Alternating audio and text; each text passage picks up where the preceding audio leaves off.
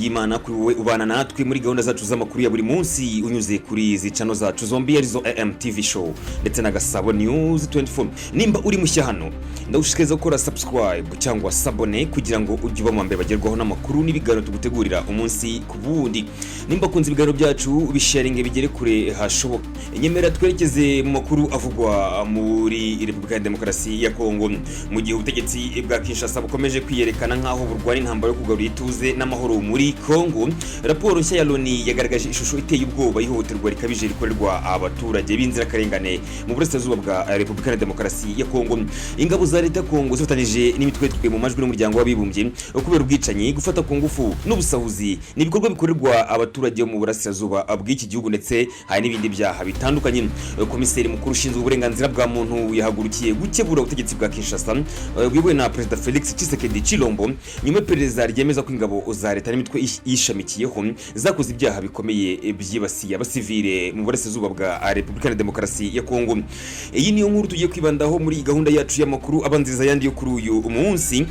Bana natwe guhera kuri uyu munota kugera ku munota wa nyuma iyi nkuru irangiye. Ngiye mugiye kubana muri gahunda y'amakuru, nitwa Etienne Besa ngo hayikaze.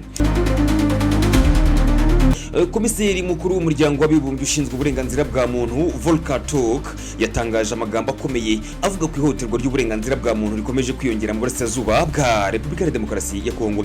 Ibi yabivuze kuri wa 16 Kamena i Geneva mu nama y'akanama ka Loni gashinzwe uburenganzira bwa muntu. Mu magambo ye Turk yagize ati abasirikare ba Repubulika ya Demokarasi ya Kongo bafatanyije n'imitwe irimo Wazalendo bakoze ubwicanyi, gufata ku ngufu no gusahura abaturage b'abasivile. Ni ihohoterwa rifite uburemere buteye inkeke. Iperereza ry'ibanze ku gihe cy'imirwano yatumye Goma ifatwa mu mpera za Mutarama 2025, icyo gihe ingabo za leta zasubiye inyuma, bigaragaza ko ubuyobozi bwazo bwari bwarazambye. Ibi byose byakurikiwe n'ubusahuzi no gukubita abaturage ahantu henshi cyane. Ukuye karindwi Gashyantare muri uyu mwaka turimo, umuvugizi wa guverinoma ya Kongo Patrick Muyaya yatangaje ko yishimiye ishyirwaho ry'umurongo wo gukora iperereza ku bwicanyi bwibasiye abaturage muri Kivu. Avuga ko iyo ari intambwe yo kugarura ituze, ariko ibi bintu ntibyabujije ko raporo zikurikiraho zigaragaza ukuri guteye impungenge. Guverinoma irimo gukoresha igitugu n'imitwe irimo ingengabitekerezo z'ivangura mu kurwanya bamwe mu baturage bayo.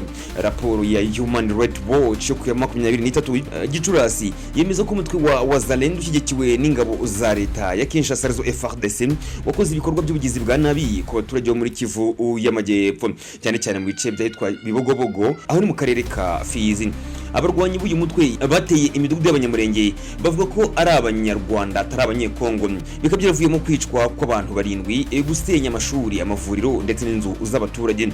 Umwe mu bayobozi b'iyo miryango yabwiye Human Rights Watch ko bababwiye ko baje gukubura Abanyamulenge babita Abanyarwanda. Abasesenguzi bavuga ko Perezida Felix Tshisekedi Chilombo yahisemo gushyira hamwe n'imitwe ifite imyumvire y'ivangura moko, harimo na FDLR, umutwe washinzwe n'abagize uruhare muri jenoside yakorewe abatutsi mu Rwanda muri Mata muri 1994. Abanyuma guhungira muri Kongo nibwo bahise bashinga uyu mutwe. Ni mu rwego rwo kurwanya umutwe wa M23 na AFC no gukandamiza abatutsi bo muri Kongo. Ibiro bikaba bikorwa byose bikaba byararenze urugero ku buryo byakitwa genocide. Human Rights Watch yemeje ko Wazalendo bakomeje ibikorwa byo gukubita, kwica, gusahura no kwambura abaturage, ndetse rimwe na rimwe bakabikora ku mpamvu zironda akarere. Imiryango ya societe civile muri Kivu y'Amajyaruguru nayo yamaganye igitugu cy'uyu mutwe. Ibibazo byose bizamura impungenge zikomeye ku buryo ubutegetsi bwa Tshisekedi ubukomeje gutwika igihugu mu izina ryo kurwanya inyeshyamba za AFC M23. Ariko ikibazo cy'ingenzi gisigaye, ninde uzabazwa ibi byaha by'intambara bishobora no kugeza kuri genocide?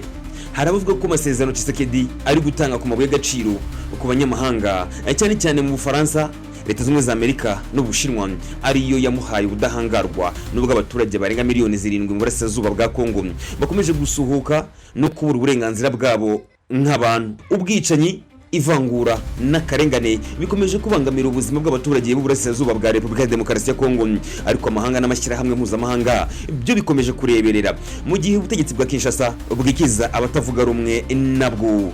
Uyu na musozo wacu w'iyi nkuru, reka ngushimire cyane ubana natwe muri gahunda zacu z'amakuru ya buri munsi unyuze kuri izi channel zacu zobarizo TV show ndetse na Gasabo News 24. Amakuru nk'aya nakagaruka. Shalom.